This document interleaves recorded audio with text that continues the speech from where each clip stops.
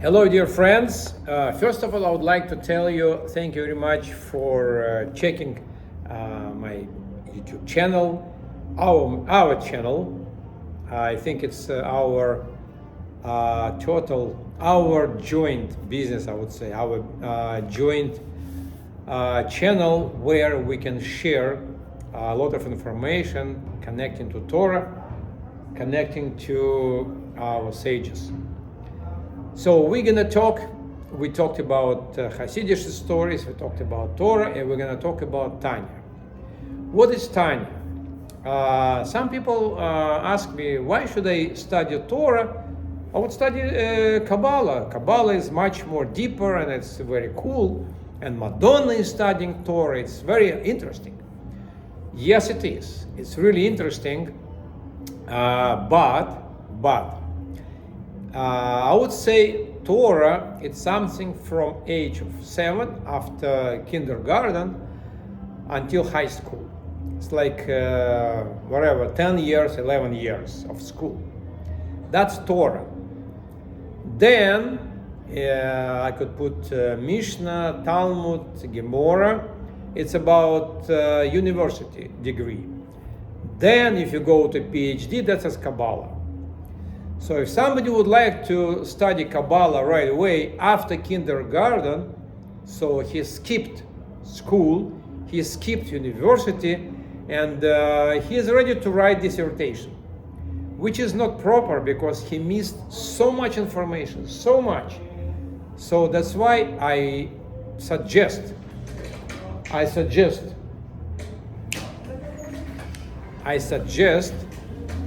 to study Torah first. Then, if you really want to study Kabbalah, after that. But we have a good news. We have some shortcut. If you study Tanya, that's kind of so many guys here around are making video. So we have a good news, we have a shortcut. We can study Kabbalah in the way of Hasidus. That's why we have Tanya, which is a great book written by Alter Rebbe, firstly by Rebbe, who presented this book for better understanding ourselves. How we understand it? So we think we know ourselves, but it's not true. And we often say, like, very good person acts like an evil, or very evil person acts sometimes like a very cool and like a tzaddik, like a very good guy. How is it possible? So I hope you remember black and white TV, right? So we have a white color, we have a black color. And they're merging and they create wonderful black and white movies. But they're merging and it's combination. So we are Jewish people, we are completely have like at least 7 colors and we are mixing them. So, and we cannot say, here is a pure evil person, here is a pure good person, like tzaddik. No, it's a mix. Why it's mixed? First of all, before I started, I would like to tell you thank you very much for your comments. I read them, and the more you watch this channel, the more you put comments, the algorithm of YouTube raises this channel, and more people will access it, and more people will watch it. And if you share this information, it would be even better. If you subscribe, put likes and share with other Jews who is not watching. I understand that there's like a million channels of Torah, etc. But this channel is specific and special, I'm sure. Okay, go back to Tanya. So we already talked about 2 nishamas. In one body you have 2 nishamas. One is godly, like a chip, like Hashem built a chip in our brain. Here place of godly neshama. She lives here in our intellect. That's why we need kosher food, because kosher food affects our brain, affects our memory, affects our analytical skills, which is our neshama, godly neshama. So kosher food feeds our neshama, neshama affects our brain. If you would like to have better memory, avoid different brain problems, better eat kosher food. So that's a godly soul. Another soul, which is opposite, is Alter Rebbe called vital soul or animalistic soul, which represents our body. Where does it live? She lives in our heart, in the left part, whereas blood is circulation through left half of the heart, and our animalistic soul lives in the blood. Why we are Jewish people strongly prohibited to drink blood, to eat blood, to use blood for our food in any way. Blood of the animals and blood of birds. Blood from fish, it's a different story, we can use it. But any kind of blood from human being, God forbid, from animals, God forbid, from birds, God forbid, we can't even touch it.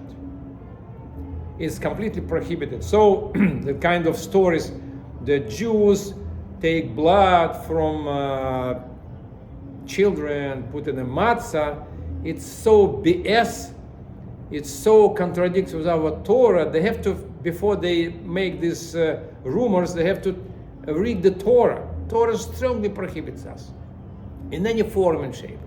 So why? Because it's animalistic soul of animals. We are people. We cannot strain our animalistic soul ourselves. Why add animalistic soul from animal, which would be very hard to handle? So finally, we are combination of two souls, and they are fighting with each other, like two kings try to conquer the city. So which king will fight over another one? Which king will conquer the city? That's eternal fight. And God made this mechanism. He gave us neshama, godly neshama. He gave us an animalistic soul. He mixed them, he put them together, and he said, you cannot beat an animalistic soul without a special weapon. Like imagine everybody of you guys watched Corrida in Spain, where the human being is fighting with a bull which is 600-700 kilos, fighting against man who is like 100 kilos, uncomparable. But what this toreador has in his hands, he has a weapon. He has a weapon which he uses to kill the bull, right? Same thing we need to kill our bull, at least not to kill, but at least to fight with him. So what is a weapon? Torah. Hashem said, without Torah, you cannot win your internal bull. It's impossible. Why? Because Hashem made it equal. They have equal forces. Animalistic soul, vital soul, and godly soul, they have equal. Otherwise, if godly soul will be definitely stronger, it will be that easy, and person will not have challenges and issues in his life, problems. So if animalistic will be stronger, we never go to synagogue, we're never going to start Torah, because it's going to be like beaten. That's why Hashem made it equal. But He gave us weapon. So if you study Torah, if you study Tanya, if you study our Sephorim and books behind me, we're going to win. So let's talk about Tanya a little bit deeper. So now we know we have two souls. The whole Tanya based on that. Who told us about this discovery? Rabbi Shimon Bar Yochai, who lived 2,000 years ago. He brought into this world a book of Zohar, which is Kabbalah.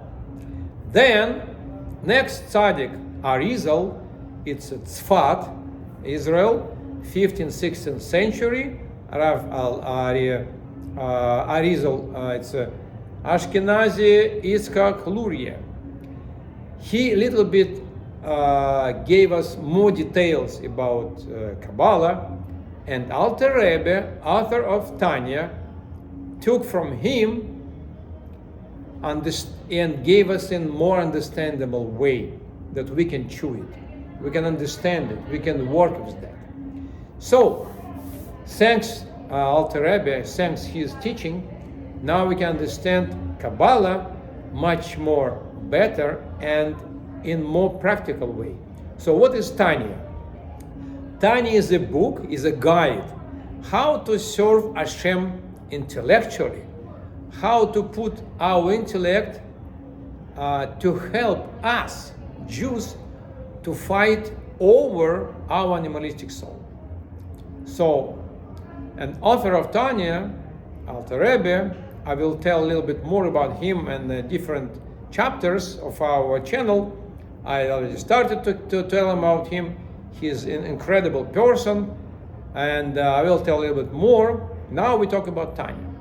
So in Tanya, he has three main categories of people: tzaddik, middleman, or he called it Beinani, and the book Tanya, Alter Rebbe called Sefer Shel Beinani, book about middle people, and Rasha, which is evil person. So that's three main categories. So we think about us that we are righteous people. We are tzaddikim because we don't do bad to other people. We are nice. We are smiling. If somebody asks me to bring coffee, I will bring him coffee. If somebody will tell me, can you borrow me a couple of dollars? Sure, I will, etc. So we think that if person does not do bad things to others, he is tzaddik, he is righteous person. Not at all, not at all. Because if we, let's talk about core of the person, core, his essence. What is essence? If you tell about somebody, he is wise person, it means whatever he does, it's wise. He's giving advices. He's acting. He's doing anything. It's always wise. No failure. If we tell about person that he is a tzaddik, it means whatever he is doing as a righteous person. The way he eats, the way he drinks, the way he walks, the way he talks, everything he's doing as a righteous person. So we have very good example of the Moshe Rabbeinu. Moshe Rabbeinu was real tzaddik gamur. Tzaddik gamur means final tzaddik, with no evil inclination at all. It was beaten and it sleeps. It doesn't affect his body by no way. So Moshe Rabbeinu was a real conductor. His resistance was completely zero. Whatever Hashem was given to us, go through Moshe Rabbeinu and go to Jewish nation without holding in his hands and his body. So that's real tzaddik. Whatever he's doing, he's like a completely giving us the will of Hashem. Whatever Hashem wants from us, he will give us. He was giving us. So the same thing as our Rebbe, seventh Lubavitcher Rebbe, whatever he is given, he was given brocha to parents who have no children. He is given brocha to new newlyweds. He is given brocha to sick people. Whatever he is doing, he doesn't do it from himself. He does it from God, from Hashem. He is just a channel. Like energy and brocha goes through him to person, and the person get 100% of brocha. So Rebbe doesn't hold even 1%. He gives whatever he has. That is tzaddik. We cannot do that. I'm talking about myself. I cannot do that. If I have something, information, it goes through my mind, I can add something, I can change something, and then I give information a little bit different way. It's not because I am a bad person, I'm just simple person. So we have to understand that we are people, middle people, and we are not tzaddikim. So in order to be tzaddikim, like I told you, if you are kind of Moshe Rabbeinu or Lubavitcher Rebbe, that you can call yourself as tzaddik. It means essence of the person is tzaddik, which serves Hashem 24/7. He has no own agenda. He has no own issues. He has no own thinking. Whatever he's doing only for sake of Hashem and Jewish nation. He's servant of Jewish nation. That's a tzaddik. Okay, so next time we're gonna continue, and I really want you guys to give comments. If you like our channel, if you would like me to continue in this same way, maybe not just once a week, but a little bit more often. And I realized that within 15-20 minutes, it's like a optimal length of the video, which you can find the time to watch it. If not, let me know. I would like to understand. I would like to be with you guys. I would like to be on the same page.